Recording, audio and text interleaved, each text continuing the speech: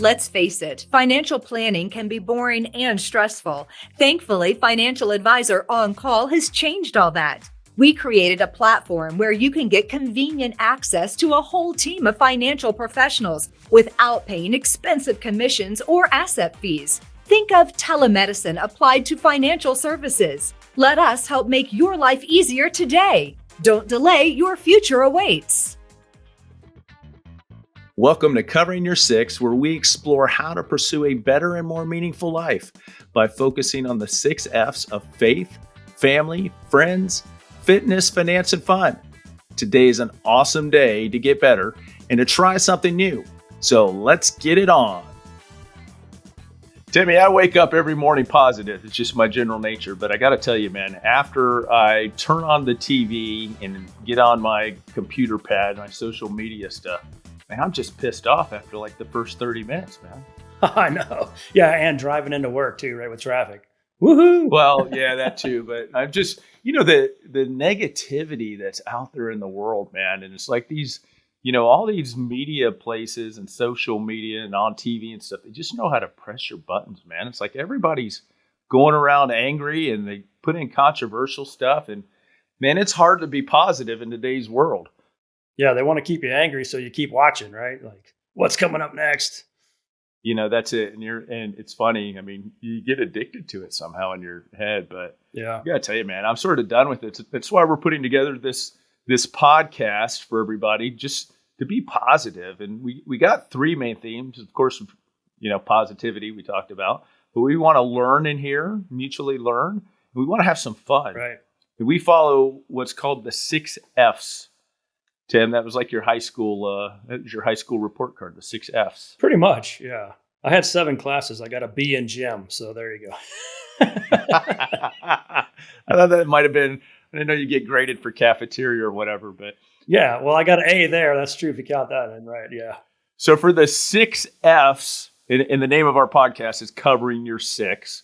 And so that's a whole police term. You used to be a police officer. That's right. That's a police term, and a military term means I got your back, means the 6. And then the 6 F's that we follow are faith, family, friends, fitness, finance, and fun. Yep. My favorite's fun. So I'm the expert in that. So you know what? We gotta have some fun. Well, that's what led to the 6 F's I got on my report card. So there you go. That's right. So as we go through, this podcast, and, all the different ones we do, we're going to have those as our themes. And, I sort of think of it like, Tim, I've always, I'm a big lover of music. And it's funny because I like all kinds of music, right? Oh, yeah. So I'll listen to everything from metal to jazz to country to classical stuff. But, every station you go to, it's the same thing. They just have the one genre. Right. And if it's good music, I mean, it'd be cool to have a station that has all that stuff, man. I'd listen to it, right? Yeah. And I know that's not for everybody, but our focus here is going to sort of be that, I'm a big podcast listener and there's people who I really enjoy, but it's like, I don't want to hear politics all the time. Right. Or I don't want to hear about just, nutrition all the time or whatever. So we're going to have a lot of variety on in this podcast, and we're going to go over all these things. We're going to meet some really cool people, and these aren't always celebrities or big names or people promoting things, although we'll have some of those on. We've got a cool lineup coming. Guys, these can be just, you're going to get introduced to, people who we know in our network that are just awesome people, man, in a lot of different ways.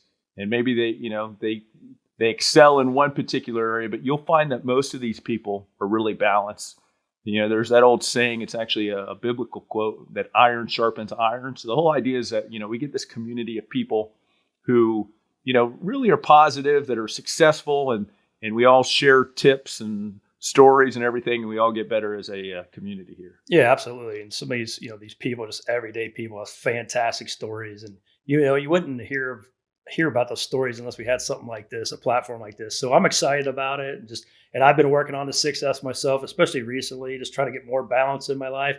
And man, it's been such an improvement. And Jim, you've helped me with that so much. And I really appreciate that. And I'm excited to get this thing started. Yeah. And we got a special podcast we're doing with you, Tim, just take over your journey. So I know some of you guys are watching this. It's not just an audio thing. Tim's lost 30 pounds. Actually, he's 31 in the past few months. 3 months. And we're going to go over that whole journey. We're actually going to interview Tim on some things that helped him with that here soon. So we're going to get into our first guest. And let me just tell you, hey, we have a bias towards action here. So there's an old saying that perfection is the enemy of progress. So not everything is going to be perfect. As a matter of fact, you're going to see we had some camera difficulties with our first guest here, but you know what? So what? That's right? all right. Let's just get into it. We'll get better and we'll get better at things. And the more that we go along, and we've already got more equipment on the way. So we've got some cool things going on. But listen, our first guest is a really good friend of Tim and I's, and you'll recognize that as we speak.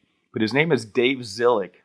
And the reason we wanted to have Dave on here first is not only is he just a great guy overall, but Dave has something very similar to our 6 Fs. He has 5 Fs. He doesn't have fun in his. Right. We had to be better. We had to have one more. So we made sure that way we can always top Dave.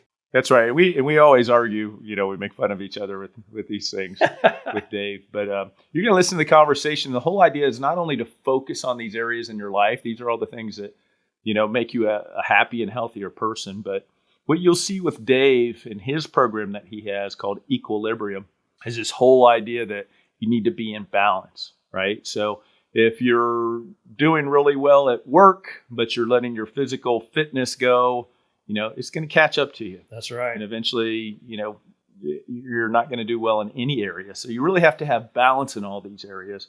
And Dave's the perfect one to start off this conversation with in this podcast. Oh, he's fantastic. He just epitomizes that, the balance. And he's really put that into practice in his life for years.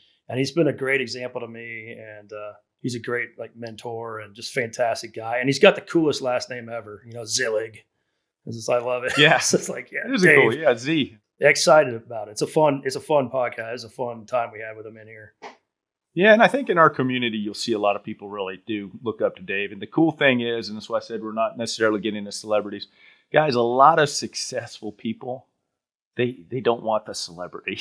And they're very humble. And, those are lessons I learned. I actually worked in a high-end menswear store back in college where we sold these, Armani suits and all that stuff. Right. And it was funny, the people who really were successful and had money weren't the ones that had to tell you about it. Exactly. It was, and so Dave's one of those guys. Dave's been very successful in business. I mean, tremendously successful. You'll hear about that.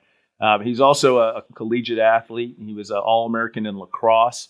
And then he retired a little early from his business to focus on a ministry that he's passionate about, which is basically mentoring young adult men, mostly in their 20s. And he teaches them about this whole idea of equilibrium and the 5 Fs that he had. So he's passing on. It's great that he's done that. It's it's a passion of his, and it's exciting to hear from him when he talks about it. So great. So listen, guys, we got a lot of cool things. We're thankful that you joined us for this, and please pass it along to friends if you like it, and make sure that you hit the like button and give us a great review. If you don't like it, just turn it off. Don't give us any negative stuff. We don't want any of that. But welcome to the first edition of Covering Your 6 with Dave Zillig. Let's go. Hey, we got Ziggy on the line. Dave Zillig. Hey, buddy. For those of you listening in, Dave's a good friend of ours. Because we go way back, Dave. At least 25 years, I think, right? Kind of raised our boys together and sang with Tim. Yeah. Raised our kids along with Tim and Little League coaches together. Good right. memories. Yeah. It was a lot of good memories. Good Christmas parties. Were the Christmas parties? I think some of my favorites. I think the kids probably still, I know they still remember those now. I don't know if they cherish them or not, but we cherish them. We used to have the parties and all the kids would be in the one room. And then we'd pretend like we're Santa. We had one little hat we got, I think, from the CVS or something, and go look out the windows and sort of freak them out, right? Tap on the window. And that's right. Get their attention. And that's all we had on was the hat. There was no other Santa card. We just put our face up there. Just to let them know Santa was watching. And I think as they got older, they'd start running after us and try to find out who was going on. Challenging. Yeah. I think that's kind of the root of their trauma. was back then during that time. That could be it, if we trace all that back. Yeah. That could certainly be it. Dave has something very similar to us. I mean, we sort of go, they say, iron sharpens iron. And Dave has a similar system to us called equilibrium, where you have 5 F's and we have 6 F's. So, but let's talk about that a little bit. I think you'll learn a lot from Dave today. Dave's been really successful in many areas of life. We often think about professionally, and professionally, you had a great business. I mean, you were in the Forbes. Dave won't brag on himself, but who was the Forbes deal? It's actually Inc. 500, but Inc. 500. fastest growing privately held companies in the country. And we made it 4 years in a row, which was challenging because the numbers, keep getting higher. You got to grow more. So, but anyway, I was very blessed with that. You got the 5th year; it would have been like the Hall of Fame Hall or of Fame, something, yeah. right? Didn't make the Hall of Fame. But you've got some great stories. Maybe we'll listen to those sometime about having to really scrap there and where you were having to live and having to really be hands-on, right? Yeah, certainly. It's a commercial cleaning franchise. And if you're going to get involved in commercial cleaning, you got to go out and clean and learn the business, kind of with your hands elbow deep in toilets sometimes. So it was quite a humbling experience, but it was a great experience. Yeah. You living behind the strip club, eating at the, you're eating at the That's not a hotels. highlight, but When the hotel had the free buffet, the free buffet we that would you eat dinners there. you We were were living there. on savings, my business partner and I, and we moved down here from Annapolis, Maryland, and our wives sold houses and moved kids. So it was a big risk. We didn't know anyone down here. It was a brand new territory. But in order to save, we would find out what hotel or bar had happy hour with food what night, and we'd just rotate nights. Yeah, That's awesome. What a great story. And just to bring that story full circle, I don't know, Dave, you can tell me 20, 25 years. I mean, you guys built that into where you had master franchises throughout the South. And that's actually what we did is we would buy the rights to territories. Jani-King International was the franchise company. And then at one time, we were the largest master franchisor in the world for Jani-King. And we had the rights to Tampa, Orlando, Baltimore, Birmingham, and Charlotte. So we had five markets. That's awesome, man. Yeah. And then what was really cool about that, Dave, not to get into your business, you can tell us to stay out, but one of the things I always admired is your business always took a percentage that you would contribute to charities. Yeah. Right. I mean, from day one, even when you guys were struggling, maybe not day one, maybe day two, always gave to charity. Yeah. But it wasn't 10% until we became more profitable. Yeah. But we always participated. And as the business got more profitable, we ended up basically tithing, but 10% of our profits to charities. That's pretty awesome, man. Pretty amazing. So I love that because it's like you start that habit early on. It's like, I can't commit to the 10% yet, but I'm going to go ahead. You know what? I'm just going to make this a habit. Start at 1, 2, 3, and then just build up as you go along and get that ingrained in your philosophy and your finances. Right. It's awesome. And I will say, guys, it was painful sometimes because it was as we continue to grow, it was a pretty large amount, but God blessed us through the whole process. So, what an awesome commitment. So, Dave, let's tell people who are tuning in for our segment here for our show for the first time. The name of our show is Covering Your Six, and that's an old military/police term, and it basically means I got your back, right? So it started off with fighter jets where they were looking ahead at 12. They needed someone to have their back at 6 if you're looking at a clock. Mm-hmm. And for our 6, we have the same 5 that you have because you have a program we're going to talk about. We just added one. And so you want to go over the 5? Sure. The top of your head? Why don't you just name them off and then we'll name our 6th one. Okay. My 5S, and I'll tell you more about kind of how I've implemented this, but is faith, family, friends, fitness, and finances. And it seems to be a pretty comprehensive, holistic approach to your life. There's most everything that you could fit under one of those F's. That's right. So faith, family, friends, fitness, finance, we add one F in there for ours, and that's where the 6 covering your 6, and that's the idea of fun. So we not that you don't like to have fun, but formally as we put our deal together, we have that 6 one, and fun for us is not. I think really. I was going to say, I think Jim just wanted to be one better than you, Dave. So yeah, he won up. Yeah, he's got up. He's like, Dave's got 5, I have 6. I've So got there you it. go. Yeah. Well, the things we're doing, I mean, it's not, we're stealing from things that have been done. I mean, this isn't a new thing. It's just everybody's focused in these areas. We've just systematized things a little bit. So, Right. but the fun for us isn't just, we're going to put Tim on the spot and get a joke for a day. Tim used to do stand-up comedy, but the fun isn't just, having a good time, which we should enjoy life, but it's also, hey, let's plan some fun things, what we consider fun. So maybe, we want to go to Italy or we want to go skiing or stuff. We want to consciously incorporate that into our life. Yeah, absolutely. So Davey, you have this thing, your program's called Equilibrium. So within your 5 F's that you have, F is in Frank. I think people probably picked that up. But the 5 S that you have this whole idea of balance between them all. And that's really what we want to help share with people here and really talk to you about. Because what was super cool, Dave, is you retired pretty early and sold your part of the business so that you could focus on a program that you developed. It's called Equilibrium. So maybe talk about that program and how you balance everything out. Sure. Maybe to give you a little context on how Equilibrium came about, I got to roll the clock back a little bit, but when I was in my early 20s and Debbie and I had just gotten married and we had kids very quickly, I was probably about 24 years old.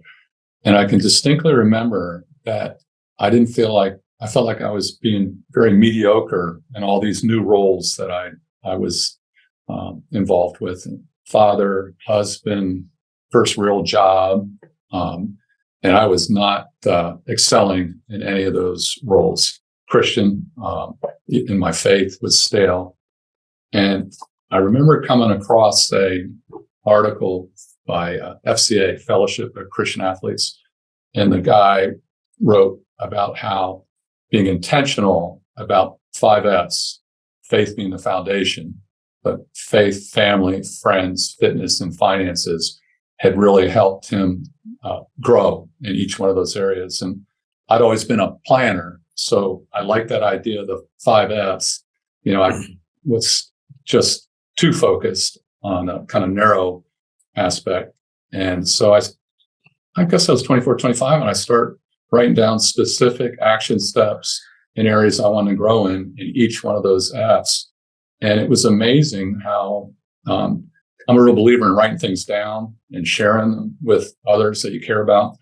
And it was amazing how my life started to grow again and progress, and basically started to grow up because I was still kind of a frat boy coming out of college.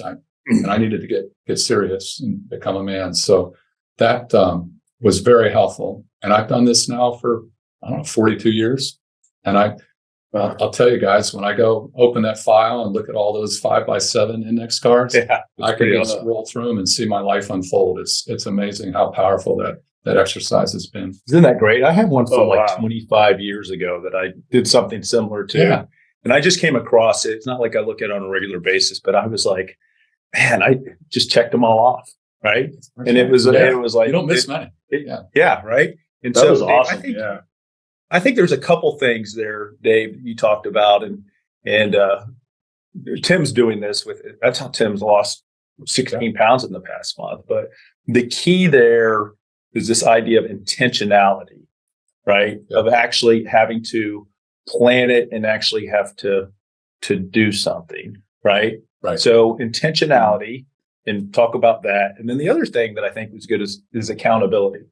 Yes. Right. Oh, yeah. Powerful. Yeah. So writing things down, and I think there's books, you're a prolific reader. I know you and I share books all the time. There's books that show that when you write things down, how your chances of and you look at them on a regular basis, your chances of being successful in those things is much higher, the intentionality. Yeah. But if you write them down and you don't really share it with somebody, you're sort of giving yourself room to make excuses and not get it done, right? Exactly right. and getting back to your, kind of the steps to take through this process of growing in your different facets of your life. I think intentionality is the first step. You have to have, sense of purpose and intentionality. But the second thing, and I think a lot of people get stuck here, is you have to be willing to get out of your comfort zone a little bit. Because if you just stay in that lane that you've always been in, you're not going to grow. It's like still water stagnates, right? You need some flow. And then the third thing is you have to take action. So many people have good intentions, but they don't follow through. It's like people go through life ready, aim. They're just aiming, and they don't pull the trigger. And honestly, good intentions without action really doesn't mount to anything. So I think when you pair those three with the accountability, it just pulls you forward. It's almost like you can't help it. And something powerful about writing things down. I'm such a believer. I think it makes, and I've read some, books that talk about this, but it gets into your subconscious mind and it magnetizes your mind. So things that draw you closer to your action step or the area you want to grow, you're attracted to. Things, people, places, activities that take you away from that, you're repelled by it, like a magnet would be repelled, right? And that's where, I think some of the younger kids today that don't write anything down, I think you need that physical act of writing to make the imprint sometimes. Yeah. And Dave, I know you mentioned kids and you do a good job of mentoring, especially your focus is on 20-year-olds, but I got to tell you, man, I mean, it's everybody, right? You got to be intentional with stuff. I come across a lot of people, with what I do, my line of work, and, they're all of a sudden ready to retire and they're 5, they're like, where did the time go? Right. Yeah. I meant to do this. Let's talk about actually getting people to take action. Though there's a couple little thoughts there in terms of, sometimes you mentioned getting out of your comfort zone, which is important. But sometimes what I found is very helpful is when you have these items that you want to do, is break them up into smaller chunks and just start getting some wins and feeling good about things, right? So if I'm going to run a marathon, I don't put down, I'm going to run a marathon, and then I never get started because I think that 24 miles, I can barely walk a mile. But break those down into smaller actionable steps and try to accomplish that and then go on to the next one. Absolutely right. Yeah. It has to be achievable. So when you're talking about get out of your comfort zone, it's like a rubber band. You want to stretch it, but you don't want to snap it. You don't want to get out so far over your skis that you're not going to be able to accomplish it. That's just discouraging. So yeah, these are small. What's interesting though, is every year you're able to, as your comfort zone gets larger, then there's less things that really make you feel uncomfortable. That's right. Which is a powerful place to be. You actually get comfortable in being uncomfortable. Being uncomfortable, exactly. Right. Yeah. So that's awesome. That's great feedback. Tim, you've done some of that here recently with just the same things we're talking about, right? Hey everyone, it's time for a short break to hear from our sponsors, but we'll be back in a flash. If you're going to win in life, you must have a plan. Benjamin Franklin said people don't plan to fail, they fail to plan. At Financial Advisor On Call, we create winning plans so people can plan to win. Get started today and have a whole team of financial professionals help you with your personalized financial plan. Don't delay, your future awaits. Now, the Grumpy Old Man's Guide to Etiquette. So, Timmy, I'm in traffic the other day, and we have a big bridge here in Tampa Bay. Oh, boy, here we go. It comes to a complete stop for almost 2 hours. And there's just traffic backed up everywhere. And, thankfully I had gotten gas because I'm known not to get gas. But, unfortunately, somebody had obviously, there was a wreck. And unfortunately, it was, not a good thing for that person. But I'll tell you, man, what was crazy to me was as soon as that 2 hours came up, people took off, man, once they get past the wreck. And they took off and it was like back to the races again. And it's like, did you not just see what happened? So you were a police officer. You saw that stuff. Oh yeah. All the time. They're like, oh yeah, we just carted off the body. So let's drive like crazy. It's like, yeah. Unbelievable. So this is our little outlet, even though our things, about positivity, guys, if you're driving and you come across a big accident, whether you come across a big accident or not, hey, just slow it down, Yep. use Mr. Turn signal, slow it down, and just be nice. Yeah. Just be cool. That's all you got to do. Take your time. Don't rubberneck. Look where you're going, not at what just happened, or you're going to be part of the problem. So there you go. There you go. Yeah, one person makes a bad decision, and then everybody else. Here's the thing to remember: just drive exactly like I do, and everything will be great. Don't do that, guys. I've seen Tim drive. All right, everybody improve. That's all. Take care. Hey, this is Jim. I want to thank you for listening. And if you liked the show, which we know you did, or you wouldn't have made it this far, please subscribe, give us an awesome rating, and invite a friend. And if you have any wisdom to share, would like to be on the show, or simply advertise, please visit our website and contact us as soon as possible so that you can contribute to the CY6 community as well. I'll tell you, my brother-in-law, a great guy. He's actually an addiction counselor in prisons and the federal prison systems, and he's helped tons of people get through hard times. And I was talking to him about, hey, I need to lose some weight. I've started, stopped, done these different things over the years, and had success here and there.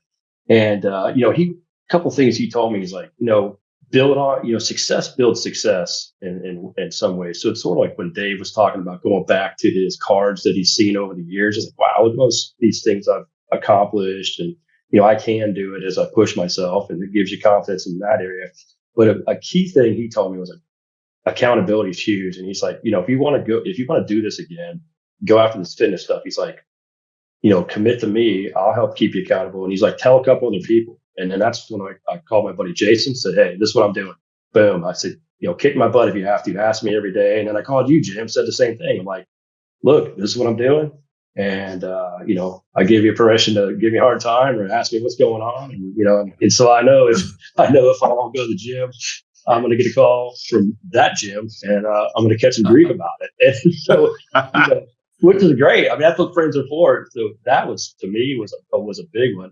And I'll tell you, the other thing he told me was, you got to pre-plan for your typical excuses, which I thought this was brilliant. So a typical excuse would be I got to start. I got a lot of work to do. I got to start early, so I'm not going to have time to go to the gym today. Right? It's like, well, if you plan ahead for those type of things, or I'm tired, whatever. It's like you have a solution to that excuse ahead of time. So in your mind, you've already eliminated those couple of excuses that you typically use. And that's really helped me quite a bit. And then the last thing I'll say about it is, now that I've had some success with it, I'm down 16 pounds right now. And it's now, if I start taking, steps back towards my old habits, then now I'm losing progress in some ways too. So that's a motivator to not do that. But when you don't start and you're kind of stuck, then there's nothing to lose. You can't fail because you haven't started to try anything.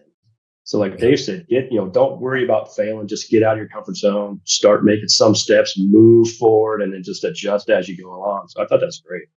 And it's creating those habits, right? So Dave, I've got a bunch of books over here, but I was going to mention, I think the author is Charles Duhigg, if I remember, Power of Habits. Yeah. That's a great book. And which Tim just described, is actually a case study in there. And I think, I don't know how good my memory is here, but I think they were Scottish elderly hip surgery patients. And they did an interesting research project. Half of them, they just verbally told them how important it was to rehab your hip right after surgery. You have to move, you have to walk around the block. It's going to be painful, but if you don't, then it's going to have long-term issues. So they told everybody that information. But the other half, they said to write down a written plan on what they were going to do specifically in their rehab. And to your point, Tim, when they were in pain or they didn't feel like doing it, how they were going to overcome that, have a plan when there was an obstacle. And at the end of the study, the people that had a written plan and had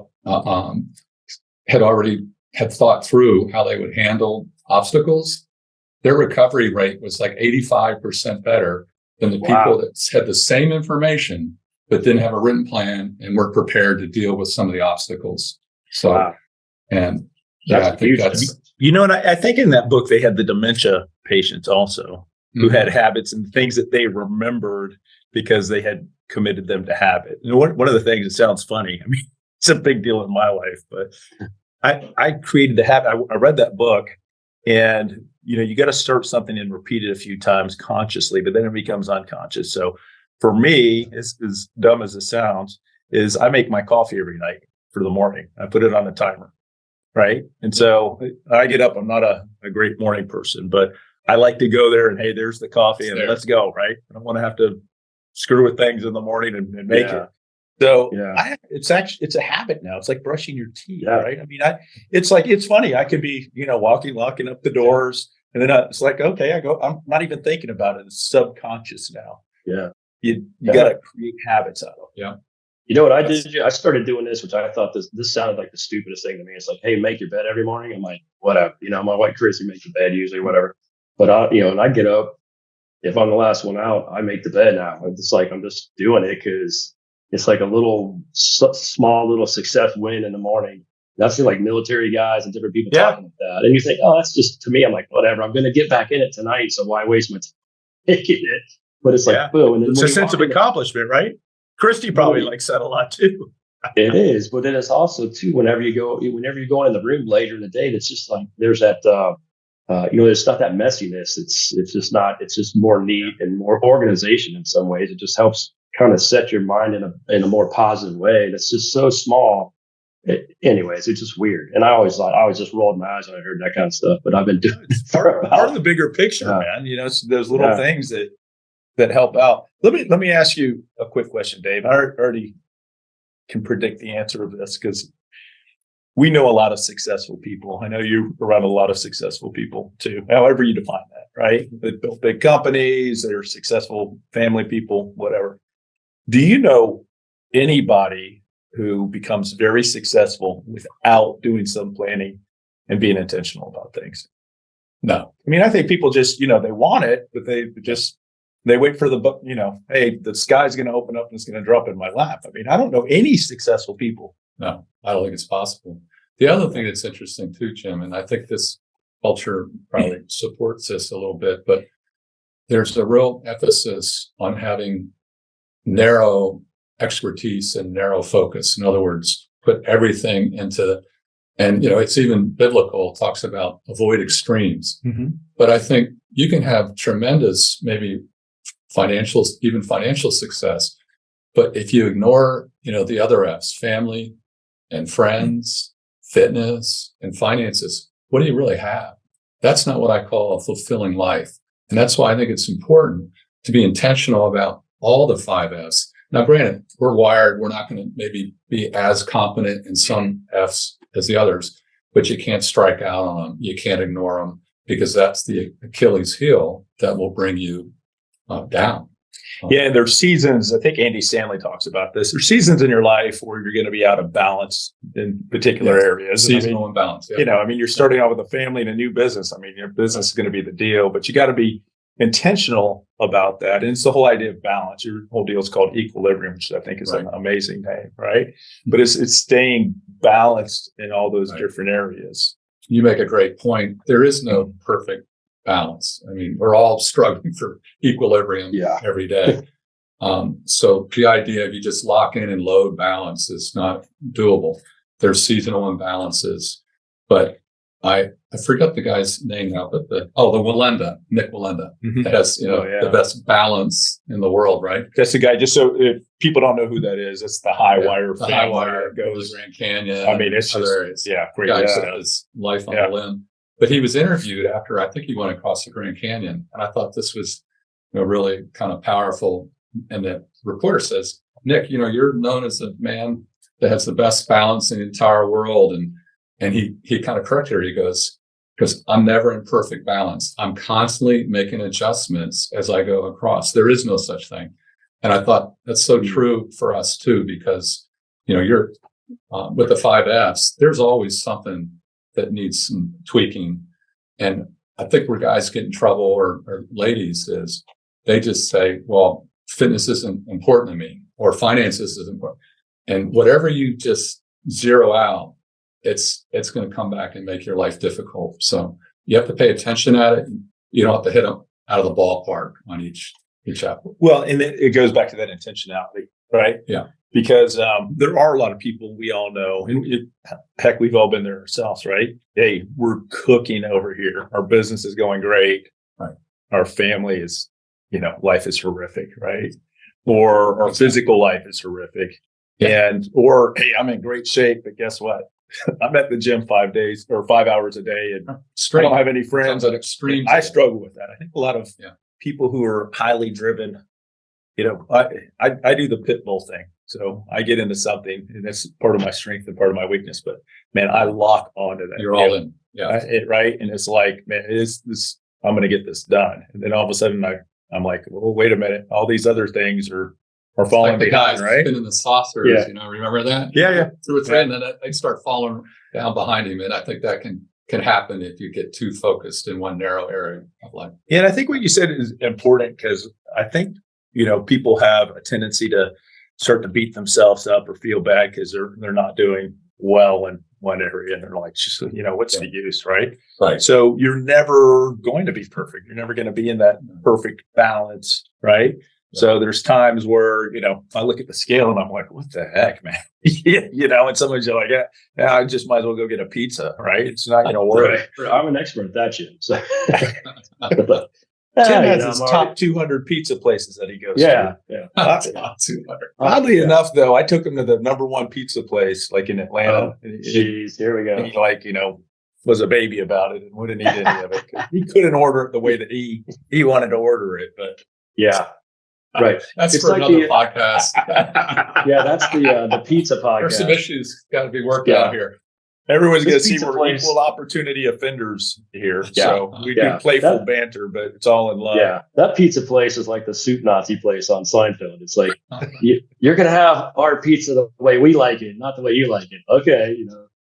Yeah. Tim wanted me to take him to Little Caesars or something to get him a piece. So it would have been better, Jim, actually. Tim's funny. Yeah. I know we've talked about this, Dave, and you've been part of this banter also, but my wife will go, "You're so mean to him. Wait, I can't believe it." I'm like, "What are you talking about?" They just don't get that. Sort of like, our generation and our age, especially if you grow up with brothers. I mean, if guys are giving guys a hard time, it shows how deep the friendship is. That's how we tell them that we love them, right? That's a guy. Debbie does the same thing. So why'd you say that? It's like he understands, he gets it. Or pranks. Yeah, well, these guys are the master of pranks. I try to pull a prank, and Debbie says, "That's mean. You shouldn't do that." You two are amazing. I got Tim on the salsa prank the other day when we were out to dinner. Which one's this? Where he got up. Tim's an OCD with his hand. So right when the chips and salsa got there, he poured a little salsa, and then he went to the restroom to clean his hands. And so, man, I must have emptied half of the. You what? I must have emptied half of the super hot sauce. Yeah. And he comes back, and after all this time of knowing each other, I'm sitting there smirking, trying not to laugh. He starts eating it, and he's like turning red, and he's coughing at times. He's like, "Man," he's like, "This place has hot salsa." See, Debbie wouldn't understand that. She would think that's mean. Laura would too. It was a little zippy at the play. Yeah, so Dave, I made that rookie mistake. I forgot that we weren't in middle school anymore. So I was like, but what's funny? Guard with Stoddard. Oh my God! Yeah, you cannot leave food unattended with Jim. I got to remember that. Don't leave anything there. Because if you remember, I left my phone there, and I came back with some bizarre picture pizza.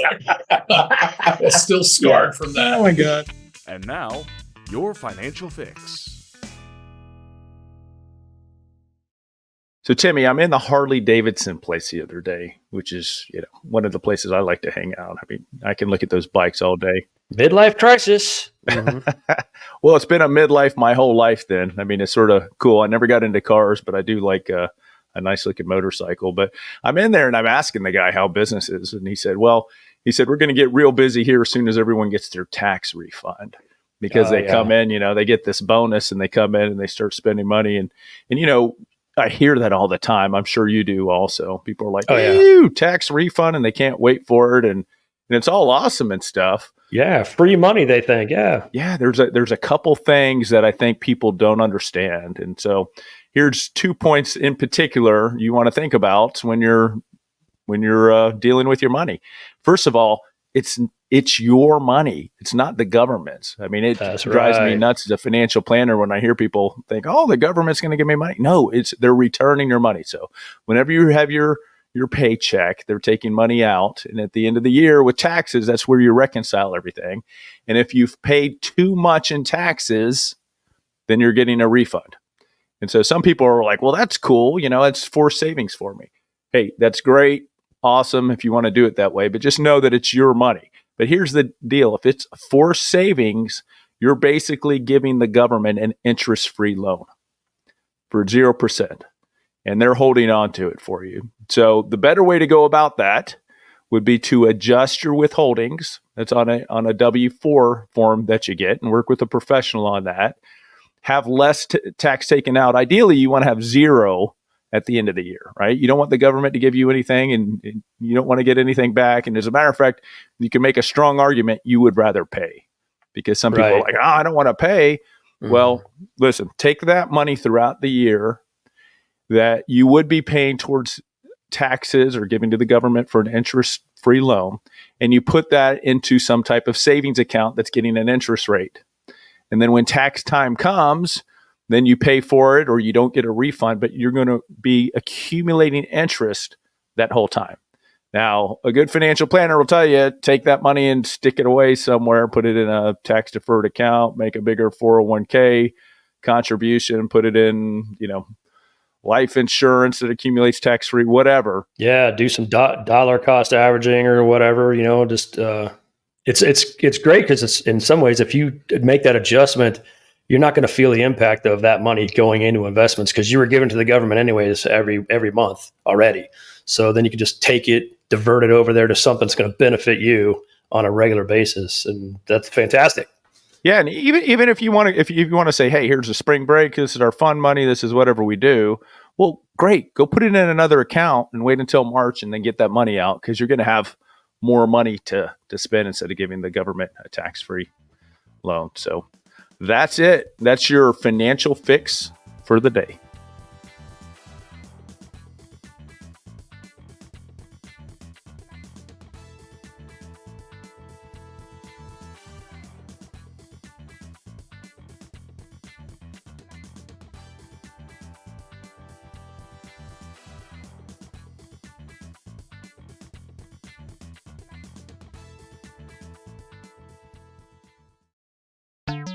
It's time for the joke of the day. Do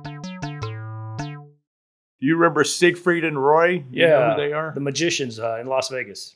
Yeah, the guys for a while. I mean, they were huge, man. I'd go to their show. I went to one of them one time. It's like they'd have an elephant, the table in front of you, 6 inches away, and they'd put a little napkin over it and poof, it'd disappear. Yeah, but their big thing is that they had these white tigers. Yeah, I remember. It was a big deal. And unfortunately, I'm sure we'll get some letters on this one. But unfortunately, their act ended because one of the tigers attacked one of the guys, got him right in the neck. And anyways, the guy never talked about it anymore after that. Yeah, why is that? Well, apparently, Ket got his tongue. Oh, hey! All right, Jimmy. Woo! Hey, everyone, tip your waitresses. We'll be here all week. Thanks so much for coming in. And if you're a younger person, you haven't heard that whole Ket got your tongue before. That's just something to say that someone's not talking. So you see how that worked? Yeah, I see that. It's always bad when you got to explain your jokes. Which is typically how you tell jokes. So there you go.